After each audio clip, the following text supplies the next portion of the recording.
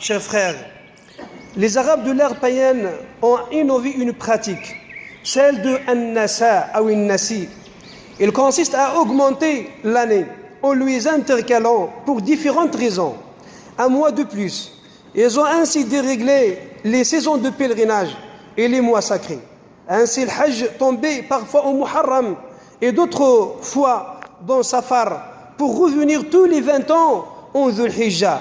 Cette pratique a duré jusqu'à l'avènement de l'islam, jusqu'à l'avènement de Muhammad sallallahu alayhi wa sallam, par l'intermédiaire duquel Allah rectifia la religion d'Ibrahim.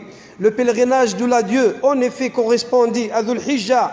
Cette année, le temps a repris son cours initial. Allah Azza wa Jal dit dans Surat At-Tawbah: les mois au prix d'Allah sont au nombre de 12 dans le livre d'Allah. Le jour où il a créé les cieux et la terre, 4 d'entre eux sont sacrés. Telle est la religion droite. Alors ne soyez pas injustes envers vous-même durant 6 mois. Allah Azza wa Jal nous a informé que depuis qu'il a créé les cieux et la terre, ceux-ci sont en rotation dans l'univers. Depuis ce temps, l'année compte 12 mois, si l'on se réfère à la lune, et pareil aussi pour le soleil. D'après Al-Bukhari et Muslim, selon le prophète selon Abu Bakr, le prophète sallallahu alayhi wa sallam a fait un serment lors du pèlerinage de l'adieu, au cours duquel il a déclaré: le temps a fait un tour pour revenir comme le jour où Allah a créé les cieux et la terre. Une année correspond à 12 mois, parmi lesquels 4 sont sacrés. 3 d'entre eux se succèdent: Dhul Qa'da, Dhul Hijjah et Muharram. Le dernier est Rajab de la tribu Mudar, celui qui se trouve entre Jumada et Sha'ban. Mais pourquoi ces 4 mois de l'année furent sacrés?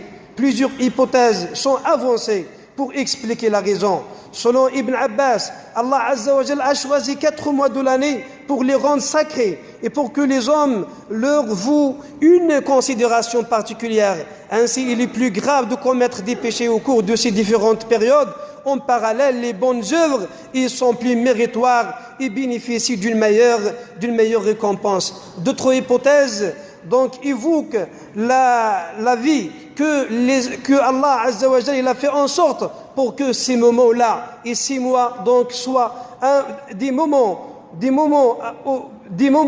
pour que les pèlerins effectuent le pèlerinage tout en sécurité. 2 mois pour faire le pèlerinage, 1 mois d'aller et 1 mois de retour qui est celui de Muharram, mais le mois de Dhul Hijjah pour effectuer le pèlerinage. Quand à Rajab, il se trouve au milieu de l'année pour que les tribus qui sont à côté d'eux ou bien qui sont proches à la Mecque peuvent faire le petit pèlerinage qui est Al-Umrah. Donc le début de l'année, mes frères et sœurs, de l'année de Hijrat al-Nabi alayhi salatu wa salam est marqué par un mois sacré qui est le mois de Muharram, un mois qui est donc honoré par Allah tabaraka wa ta'ala. Pour cette raison, le prophète alayhi salatu wa salam a ordonné et encouragé les croyants à jeûner pendant ce mois, en appelant le mois de Muharram le mois d'Allah et en incitant à faire le siyam, l'adoration qui appartient à lui subhanahu wa ta'ala.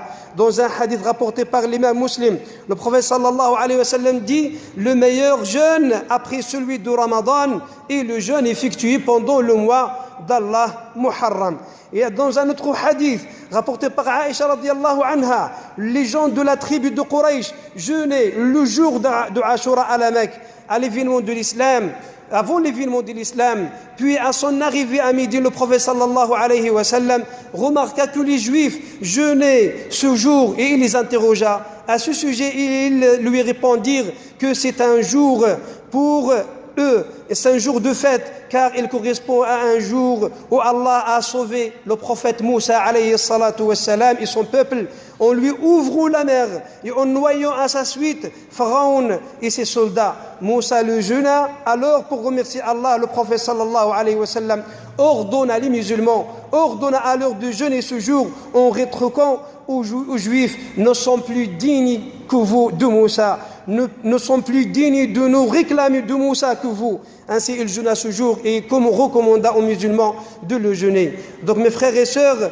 ce jeûne de ce jour-là, qui correspond à demain, Inch'Allah ta'ala, le samedi, le prophète sallallahu alayhi wa sallam dit ce jeûne efface les péchés de l'année, ou bien je compte pour que ce jeûne efface les péchés de l'année précédente. Celui qui peut, ou bien qui a déjà fait le jeûne aujourd'hui, qui a commencé un jour avant, aujourd'hui, puis demain, il correspond à la sunna du prophète alayhi salatu wassalam. C'est celui qui jeûne aussi seulement le samedi, il correspond aussi à la sunna du prophète sallallahu alayhi wa sallam, qui veut faire mieux, qu'il rajoute encore un jour, c'est le dimanche, pour qu'il soit 2 jours, pour un petit peu se différencier des juifs selon le vœu ou bien selon l'intention du prophète alayhi salatu wassalam. Nas'al Allah tabaraka wa ta'ala an yaj'alana mimman yastami'una al-qawl فيتبعون أحسنه ومن الذين هداهم الله إنه ولي ذلك والقادر عليه